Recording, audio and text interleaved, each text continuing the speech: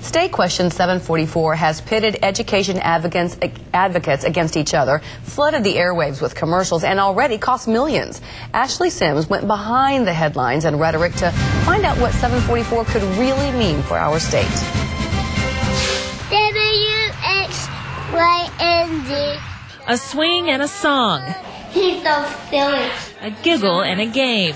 Two Oklahoma mothers bonding with their little guys. It's a bond that unites them and a tie that's binding them to two different sides of a controversial state question. I just can't see any parent being against something that's going to benefit their child. It's truly for our children that we need to vote no right now. Stacey Gentry is voting no on State Question 744. It's a constitutional amendment that would require the state to boost its spending per student to the regional average. As a mother of three, all of them in public education, Gentry says she was in favor of 744 at first. But as a mom, I also want to make sure that my child is getting the very best.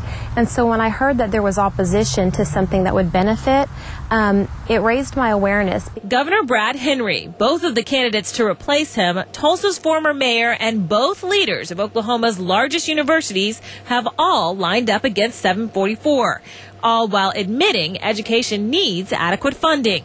Federal statistics show Oklahoma lagged behind the region in per-student spending in 2008. Texas spent $667 more per student, and Kansas outpaced us by more than $2,000. The Oklahoma Policy Institute estimates it would cost nearly $2 billion over the next 3 years to bring Oklahoma to the middle of the pack. What I see with State Question 744 is a lack of a solid, concrete, ready, hands-on now source of money. And that's something that we need. Supporters say it's as simple as cutting one of the state's many tax exemptions. Opponents argue the money will have to come from either a big tax hike or big cuts at state agencies. We took a look at Arkansas to see how they can afford to spend more per student than Oklahoma, while their residents only pay an average of $53 more in income taxes.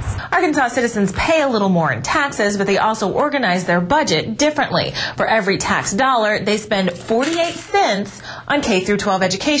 Oklahoma only spends 40. Oklahoma spends $500 million on prisons for a prison population that's roughly the size of the city of Owasso.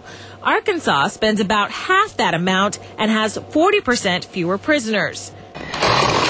Stephanie Hallam is also a mother of three. She thinks Oklahoma needs to rethink its budget priorities. I view it as our children should be the priority, so I'd be willing to sacrifice in other areas to benefit my son's education. Hallam says her son's kindergarten class was so full they could barely step around all of the cots at nap time.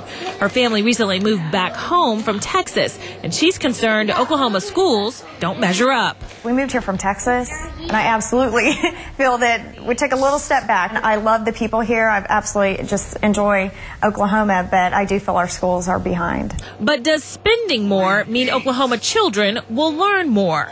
Every state in the region outspends Oklahoma, but when it comes to college entrance exams like the ACT, Oklahoma students aren't always outscored. Two big spenders, Texas and Colorado, have only slightly higher ACT scores than Oklahoma, and New Mexico and Arkansas spend more than Oklahoma, but their scores are worse. For both of these women, it's not just about the statistics. They're voting on what they think is best for these little guys' futures. All of the other states in our region have been involved in legal battles over education funding. Many of those lawsuits led to hundreds of $1 million increases to their school budgets. Ashley Sims, the News on 6.